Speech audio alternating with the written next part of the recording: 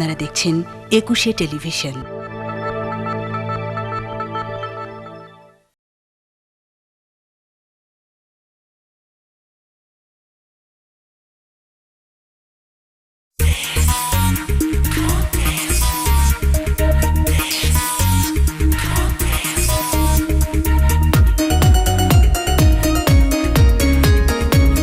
শব্দটা ব্যাঙের সর্দি। নাম শুনে হয়তো বা অনেকে ভাবতে শুরু করে দিয়েছেন, অনেকে আবার মনে মনে প্রশ্ন করে ফেলেছেন ব্যাঙের আবার সর্দি হয় নাকি? হয়, ব্যাঙেরও সর্দি হয়, আর এ সর্দি জটিল সর্দি। দর্শক, আমি হুমায়ুন কাবেরী আমন্ত্রণ জানাচ্ছি বিশেষ কৌতুক ম্যাগাজিন ব্যাঙের সর্দি অনুষ্ঠানে। ও হ্যাঁ, যা বলছিলাম, ব্যাঙের সর্দি আজকাল বিভিন্ন স্থানে দেখা যায়। কোথায়? হ্যাঁ, আজকাল বিভিন্ন টেলিভিশন চ্যানেলে প্রতিদিনই রাজনৈতিক টকশো প্রচারিত হয়। আর এই জন্যই একটি টেলিভিশনের একটি শোয়ের নাম পরিবর্তন করে নাম দিয়েছে মিষ্টি শো। এবার বুঝেন ব্যাঙের সর্দি কেমন হয়? হ্যাঁ, চলুন দর্শক, এই মিষ্টি শোয়ের আলোচকরা কি নিয়ে আলোচনা করে তা দেখে আসি। দর্শক, আপনাদের আমন্ত্রণ জানাচ্ছি আমাদের বিশেষ আয়োজন মিষ্টি শোতে। আপনারা জানেন গত বেশ কিছুদিন ধরে হরতাল, বোমাবাজি, গুলিবর্ষণ এবং গাড়ি পোড়ানো হচ্ছে। এর মধ্যে আপনার সাধারণ মানুষ মারা যাচ্ছে, পুলিশও মারা যাচ্ছে। এইসব বিষয় নিয়ে আজকে কথা বলার জন্য আমাদের স্টুডিওতে আমন্ত্রিত হয়ে এসেছেন সরকার দলীয় নেত্রী আকলিমা খাতুন এবং বিরোধী দলীয় নেত্রী মিসেস বিলকিস বানু। ওনাদের মাঝখানে বসে আছেন বিশিষ্ট বুদ্ধিজীবী জনাব আইজউদ্দিন। আমি আপনাদের সকলকে অনুষ্ঠানে স্বাগত জানাচ্ছি। আপনাদের সবাইকে প্রাসঙ্গিক বিষয়ে আলোচনা করার জন্য অনুরোধ।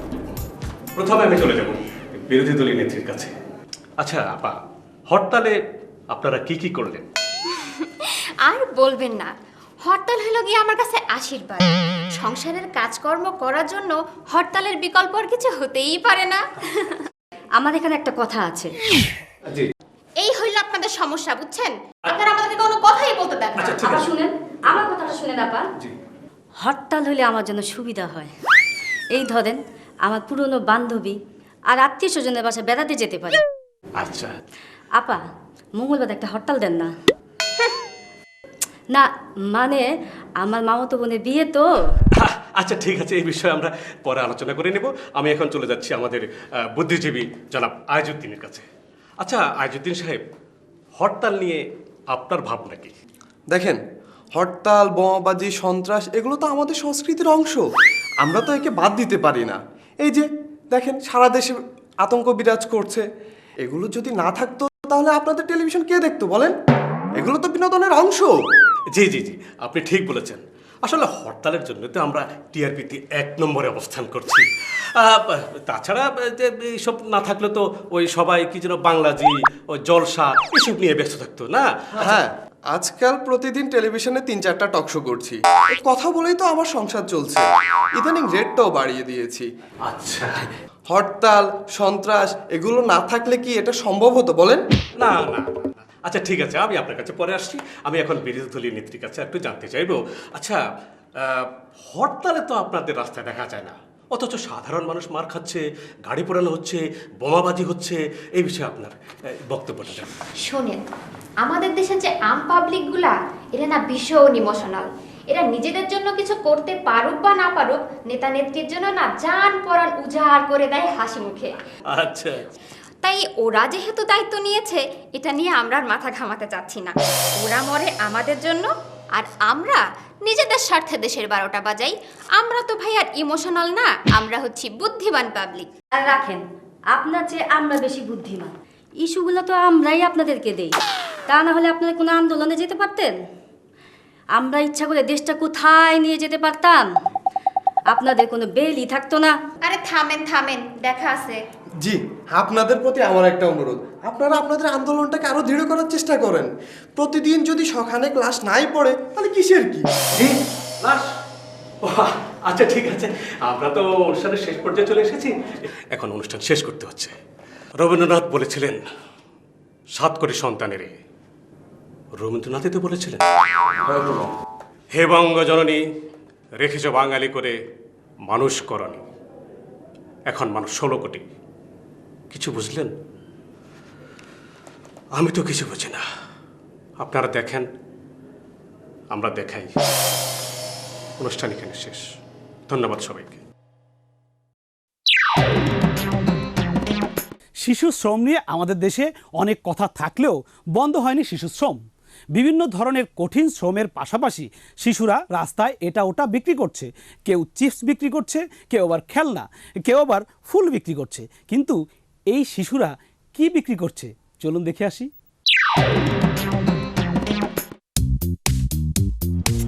নেন না স্যার, একটা হেলমেট যাও যাও, লাগবে না।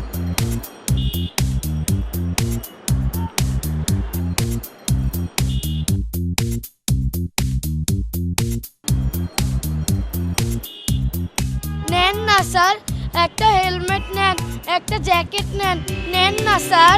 না না, লাগবে না।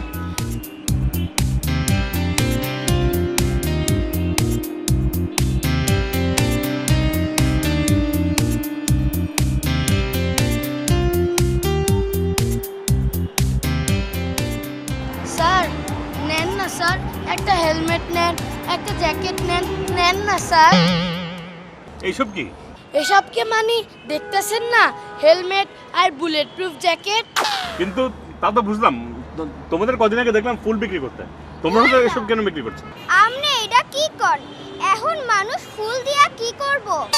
স্যার, বিয়াদবি নিয়েন না। যখন মানুষের মধ্যে ভালোবাসা থাকে তখন লোকজন ফুল কিনে। এখন তো কারো মধ্যে ভালোবাসা নাই। সহিংসতা, মারামারি, গোলাগুলি, বোমাবাজি চলতেছে। এখন ফুল কিনবো কিডা? এখন তো জান বাঁচানোই ফরজ। নেন না স্যার, নেন। না না, থাক থাক, লাগবে না। শব্দ কিসের? দেখি তো আমাদের হেলমেট আর জ্যাকেট দাও।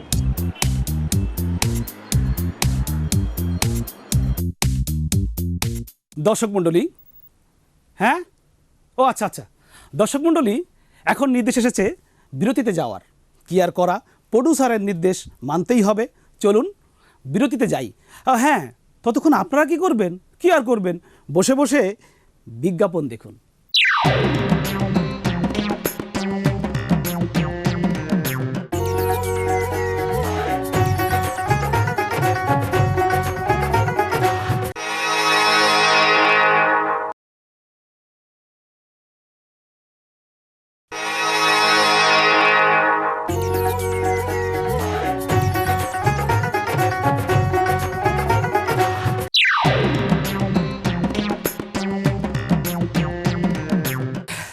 অবশেষে বিজ্ঞাপন বিরতি শেষ হলো। যথারীতি আবারও আমন্ত্রণ জানাচ্ছি বিশেষ কৌতুক ম্যাগাজিন ব্যাঙের সর্দি অনুষ্ঠানে। দর্শক, বিরতিতে যাওয়ার আগে বলছিলাম শিশু শ্রমের কথা, আর এখন বলবো একজন শিশু বিজ্ঞানীর কথা। তিনি নাকি গবেষণা করে আবিষ্কার করেছেন এমন একটি যন্ত্র, যে যন্ত্রের মাধ্যমে সে নাকি মানুষের চরিত্র পরিবর্তন করতে পারে। চলুন দর্শক, এমন একটি ইন্টারেস্টিং যন্ত্র দেখে আসি, আর উনি কাদের চরিত্র পরিবর্তন করছে সেটাও দেখে আসি।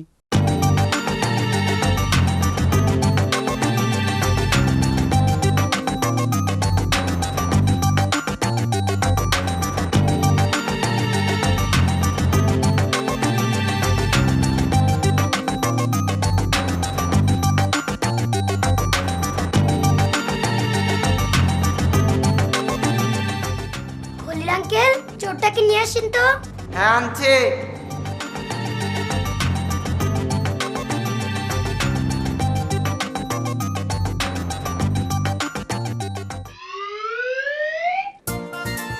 কিছুই করবো আজকে, কিছুই তো নাই।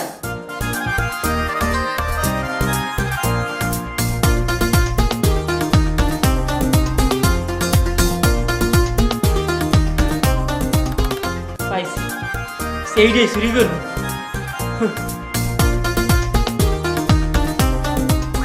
ইনি একজন চোর। ইনি 6 বছর ধরে চুরি করেন। ইনি চুরি করেই সংসার চালান। ওনার চরিত্র পরিবর্তনের চেষ্টা করা হচ্ছে। ওনার চরিত্র পরিবর্তনের চেষ্টা করা হচ্ছে।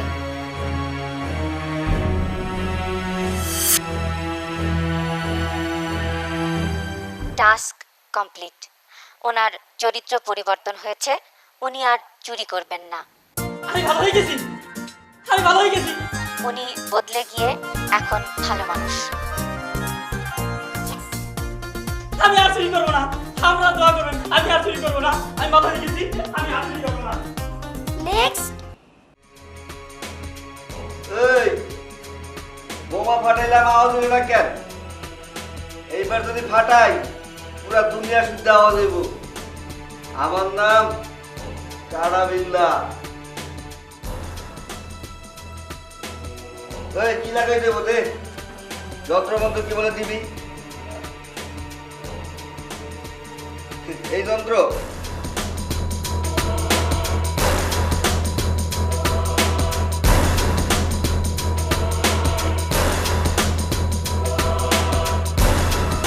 উনি বিভিন্ন স্থানে সন্ত্রাস করে থাকেন, বোমাবাজি করেন হরতালের সময়। সাধারণ মানুষ তার কর্মকাণ্ডে সর্বদা আতঙ্কিত থাকেন। তিনি 7 বছর ধরে সন্ত্রাসের সাথে জড়িত। ওনার চরিত্র পরিবর্তনের চেষ্টা করা হচ্ছে। ওনার চরিত্র পরিবর্তনের চেষ্টা করা হচ্ছে। ওনার চরিত্র পরিবর্তনের চেষ্টা করা হচ্ছে। Task complete. ওনার চরিত্র পরিবর্তিত হয়েছে। আজ থেকে এই লোক জনগণের বন্ধু। উনি কেবল মানুষের উপকারে কাজ করবেন, কখনো সন্ত্রাস করবেন না। আল্লাহ, আমি ভালো হয়ে গেছি, আমি ভালো হয়ে গেছি। আপনারা সবাই আমার জন্য দোয়া করবেন, আমি যেন ভালো থাকতে পারি, আর যেন সন্ত্রাসী চালাবাজি না করি। ভাই সবাই দোয়া করবেন আমার জন্য। আল্লাহ। নেক্সট।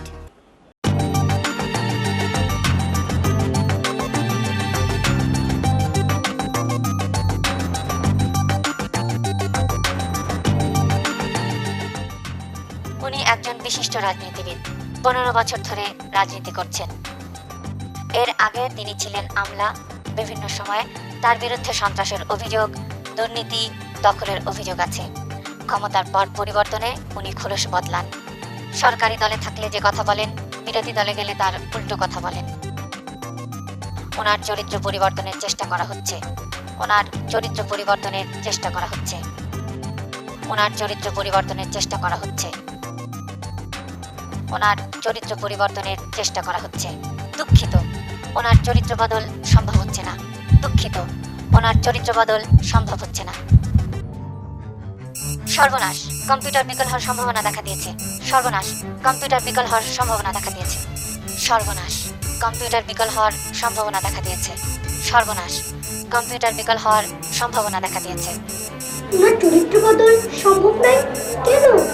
এই যন্ত্র শুধুমাত্র একটি চরিত্র বদল করতে পারে। এই যন্ত্র শুধুমাত্র একটি চরিত্র বদল করতে পারে।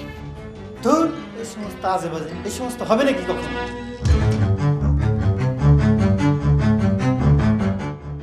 আচ্ছা, রাজনীতিবিদদের এত চরিত্র কেন? এ তো গেল রাজনীতিবিদের চরিত্রের কথা, কিন্তু সব রাজনীতিবিদের চরিত্র কিন্তু এক নয়।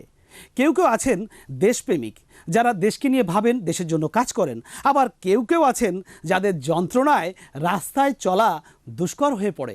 কিন্তু এদের হাত থেকেও বাঁচার কিন্তু উপায় আছে। চলুন দর্শক, দেখে আসি সে কি উপায়।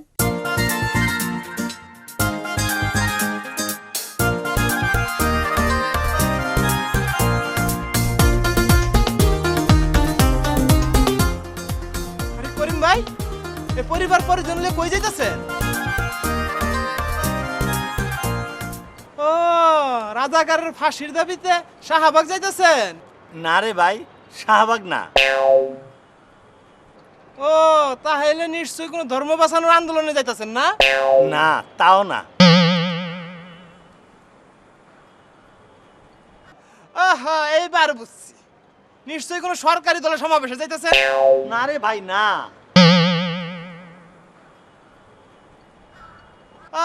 তাইলে মনে হয় বিরোধী দলের কোনো সমাবেশে যাইতেছে। আরে ভাই, গ্রামে যাইতাছি। গ্রামে? গ্রামে দিবেন তো এই বেশভূষ কেন? রাজনৈতিক বেশ ছাড়া বাঁচার উপায় নাই। এই বউরে বোরখা পরায়া হেফাজতি হইছি। পোলাডারে দিয়া এই দলের পক্ষ নিছি, যাতে বিশ্বজিতের মতো ঘটনা না ঘটে। আর মাইয়াডারে দিয়া বি দলের পক্ষ নিছি, আগুন থেকে বাঁচার জন্য। আর কেউ যেন রাজাকার বানাইতে না পারে, সেই জন্য এটা দিছি। আবার নাস্তিক ভাইবা যেন কেউ গলা কাটতে না পারে তার জন্য এই সাইনবোর্ডটা লাগাইছি। করিম ভাই আপনি আমার চক্ষু খুলে দিছেন। জামানার যে অবস্থা আমার মনে হয় এখন তো আপনারই বেশভূষা আমারই ধরতে হইব। আচ্ছা করিম ভাই তাহলে যান। আচ্ছা চলো মা। আল্লাহ তুমি আমারে বাঁচাইছো, এই লোক গেছে আমি ভাগি। পহেলা বৈশাখ এলে পান্তা খাওয়ার ধুম পড়ে যায়, আর এই পান্তা ইলিশ না হলে এই অপূর্ণ থেকে যায় পয়লা বৈশাখ উদযাপন। কিন্তু যারা প্রতিনিয়ত এই পান্তা খেয়ে জীবনযাপন করে তারা এই দিনে কি খায়, চলুন এর উপর একটি রিপোর্ট দেখে আসি। দর্শক, আমি এসেছি পহেলা বৈশাখ একটি অনুষ্ঠানে। এখানে এসে দেখতে পাচ্ছি পান্তা খাওয়া ধুম পড়েছে। তো চলুন দেখি তারা কে কিরকম পান্তা খাচ্ছে। দর্শক, আমরা দেখতে পাচ্ছি এখানে দুজন খুব মজা করে পান্তা খাচ্ছে। জানা যাক তাদের কাছ থেকেই তাদের অনুভূতি। এই যে ভাই, আপনি যে পান্তা খাচ্ছেন আপনার অনুভূতিটা একটু বলবেন? Oh, Panta, it's a delicious food. Actually, I feel very, very happy. ওরে বাবা, উনি দেখি পয়লা বৈশাখও ইংরেজি কয়। আচ্ছা আপু, আপনার অনুভূতিটা একটু বলবেন? দর্শক, উনি হাসি দিয়ে বুঝালেন পাইন ফিলি।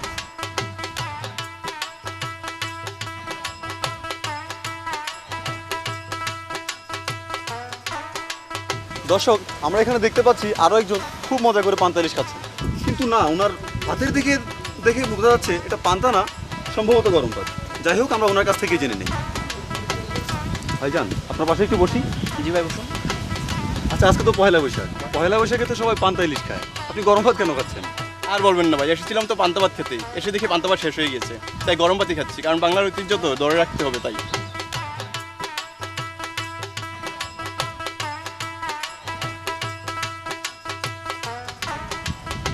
সুপ্রিয় দর্শক, এখানে এসে দেখতে পাচ্ছি আজব এক দৃশ্য। যখন সবাই পান্তা ইলিশ নিয়ে খুব ব্যস্ত, তখন এই লোক বসে বসে বার্গার খাচ্ছে। জানা যাক তার কাছ থেকে এই বিষয়টা আসলে কি। আচ্ছা ভাই, আজকে তো পয়লা বৈশাখ, সবাই পান্তা ইলিশ খাচ্ছে, আপনি বার্গার কেন খাচ্ছেন? পান্তা খাওয়াই আমাদের চিরদিনের অভ্যাস। আজকে কোথাও পান্তা পাই না। এক দোকানে গেলাম, দিল 2টা রুটি, এর ভিতর দিয়ে গোস্ত। এখানে এসে দিয়ে বড় লোকরা সবাই পান্তা খায়, তো বড় আমি তো তারা তো সব নিয়ে নিল, আমরা পান্তারও নিয়ে নিল। দর্শক, এই লোকগুলি সারা জীবন পান্তা খেয়ে তাদের জীবন ধারণ করে থাকে, কিন্তু আজকের দিনে এসে তারা তাদের নিত্যদিনের আহার পান্তাটুকু পাচ্ছে না। আজকের পান্তা উচ্চবিত্তদের জন্যই। শুধু দর্শক, এবার আসছি আরো একটি অসঙ্গতির কথা নিয়ে। এখন আবার কেডা ফোন দিল? এই মানিক ভাই, একটু কাটেন কাটেন।